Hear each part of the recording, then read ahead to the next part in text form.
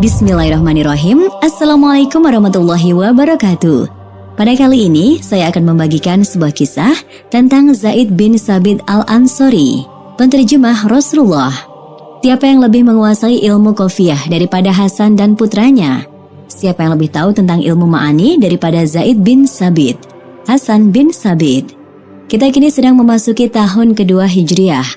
Kota Madinah semakin sesak dipenuhi oleh manusia yang bersiap-siap untuk menyambut perang Badar. Nabi SAW melakukan cek akhir pada pasukan pertama yang akan berangkat di bawah komandonya sendiri untuk berjihad di jalan Allah dan menegakkan kalimatnya di muka bumi. Terlihat di sana ada seorang anak kecil yang belum genap berusia 12 tahun yang nampak memiliki kecerdasan dan kemuliaan diri. Di tangannya terdapat sebilah pedang yang sama panjangnya dengan tubuh bocah tadi atau lebih panjang dari tubuhnya. Ia mendekat ke arah Rasulullah lalu berkata, "Aku akan menjadi pelindungmu ya Rasulullah.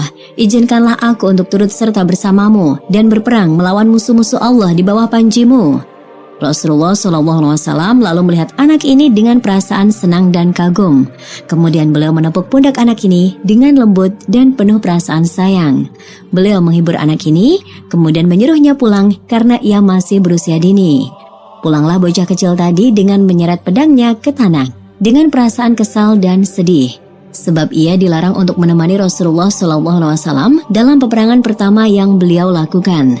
Di belakang langkahnya juga turut pulang ibunya yang bernama An-Nawar binti Malik yang juga tidak kalah bersedih dan kesal. Ibunya telah berharap bahwa matanya akan berbinar-binar saat melihat anaknya berjalan bersama rombongan pria dewasa untuk berjihad di bawah komando Rasulullah SAW. Ibunya berharap bahwa bocahnya dapat menempati posisi yang diharapkan yang dapat diisi oleh ayahnya kalau saja ia masih hidup. Akan tetapi bocah Ansor ini saat ia tidak berhasil untuk mendekatkan diri kepada Rasulullah SAW dalam bidang ini karena usianya yang masih kecil, akan tetapi kecerdasannya yang tidak berhubungan dengan umur membuat dirinya dapat berhubungan dengan Nabi SAW. Bidang itu adalah ilmu pengetahuan dan hafalan. Kemudian bocah tadi menceritakan ide ini kepada ibunya. Maka senang dan gembiralah ibunya dan ia semangat untuk mewujudkan ide anaknya. An-Nawar menceritakan keinginan anaknya kepada para pria dari kaumnya. Maka beberapa pria tadi berangkat untuk menemui Rasulullah SAW dan berkata kepada beliau, "Ya Nabi Allah, ini adalah seorang dari anak kami yang bernama Zaid bin Sabit yang mampu menghafal 17 surat dari kitab Allah. Ia membacanya dengan benar, persis seperti yang diturunkan kepada hatimu. Lebih dari itu, ia adalah anak yang cerdas, yang pandai menulis dan membaca. Ia ingin sekali dengan potensi yang ada dapat mendekatkan diri kepadamu dan mendampingimu. Jika engkau berkenan, silakan dengarkan penuturannya." Rasulullah lalu mendengarkan dari bocah Zaid bin Sabit beberapa ayat Al-Quran yang ia hafalkan. Rupanya bocah ini mampu membacanya dengan begitu baik dan pelafalannya pun sempurna. Kalimat Al-Quran keluar dari kedua bibirnya seperti bintang di langit yang menyala. Bacaannya begitu memberikan ilustrasi akan apa yang sedang ia baca. Setiap tanda wakaf di mana ia berhenti menandakan bahwa ia amat mengerti akan hal yang dibacanya. Maka gembiralah hati Nabi SAW karena mendapati bahwa bocah ini memiliki potensi yang lebih dari apa yang mereka katakan. Hal yang membuat Rasul lebih gembira adalah karena bocah ini amat pandai menulis. Maka Rasulullah melihat ke arah bocah ini dan bersabda, "Ya Zaid, pelajarilah untukku tulisan bangsa Yahudi, sebab aku tidak mempercayai mereka atas apa yang aku katakan." Maka Zaid menjawab, "Baik ya Rasulullah." Maka mulailah Zaid mempelajari bahasa Ibrani, sehingga ia menguasai bahasa tersebut dalam waktu singkat saja. Kemudian ia menuliskan bahasa tersebut kepada Rasulullah, jika ia berkeinginan untuk menulis surat buat bangsa Yahudi. Dan Zaid akan membacakan kepada Rasul jika mereka mengirimkan surat kepada beliau. Lalu ia juga mempelajari bahasa Suryani atas perintah Rasul, sebagaimana ia mempelajari bahasa Ibrani. Maka sejak saat itu, pemuda yang bernama Zaid bin Sabit menjadi penterjemah Rasulullah SAW. Begitu Rasulullah merasa percaya akan kecerdasan dan sifat amanah Zaid, ketelitian dan pemahamannya, maka Rasulullah mempercayakan dia untuk menuliskan risalah langit yang turun ke bumi. Maka Rasulullah menunjuknya sebagai salah seorang pencatat wahyu Allah. Maka jika ada beberapa ayat Al-Quran yang turun pada hati beliau, maka beliau akan memanggil Zaid dan bersabda, "Tulislah ya Zaid." maka Zaid pun akan menuliskannya. Maka Zaid bin Sabit pun menerima langsung ayat-ayat Al-Quran dari Rasulullah waktu demi waktu, sehingga ia tumbuh dewasa bersama ayat-ayat Al-Quran. Ia menerima Al-Quran yang baru saja turun langsung dari mulut Rasulullah SAW yang berkenan dengan asbabun nuzul tertentu. Hal itu membuat jiwa Zaid semakin terang dengan sinar cahaya Al-Quran dan menjadikan akal Zaid bercahaya dengan sinar syariatnya. Maka pemuda yang beruntung ini semakin mendalamkan kemampuannya dalam bidang Al-Quran. Ia menjadi sumber referensi pertama dalam bidang Al-Quran bagi umat Islam setelah wafatnya Rasulullah SAW. Dia menjadi koordinator pengumpul kitabullah dalam masa Abu Bakar. Ia juga menjadi tokoh yang berhasil menyatukan mushaf-mushaf Al-Quran pada masa Utsman bin Affan.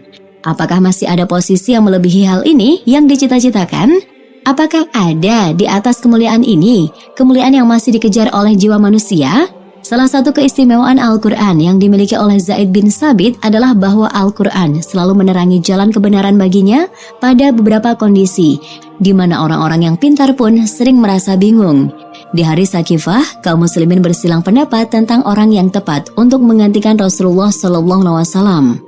Kaum muhajirin berkata, "Di kelompok kamilah seharusnya terdapat khilafah Rasulullah, sebab kamilah kaum yang lebih pantas."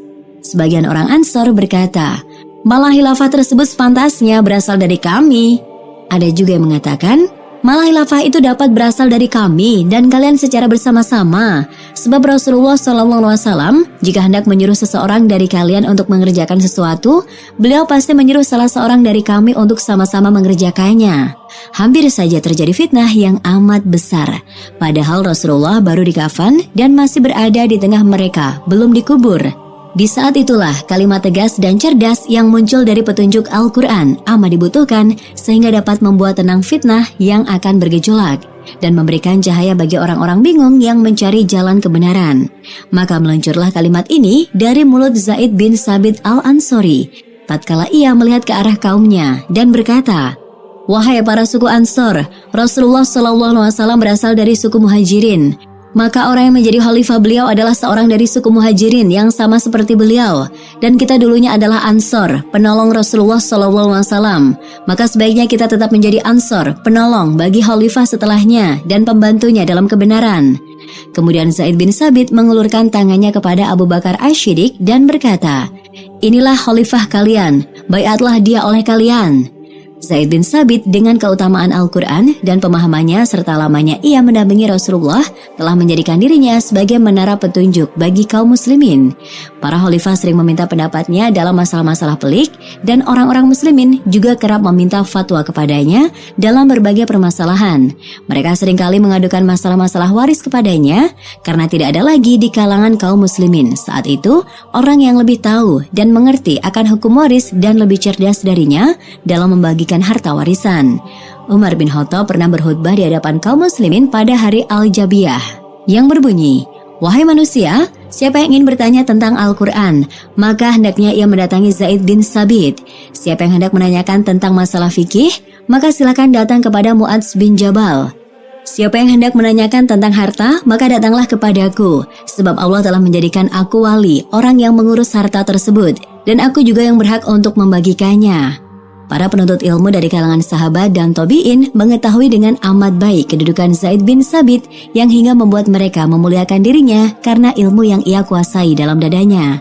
Inilah seorang yang dikenal dengan lautan ilmu yang bernama Abdullah bin Abbas yang mendapati Zaid bin Sabit yang hendak menaiki kendaraannya.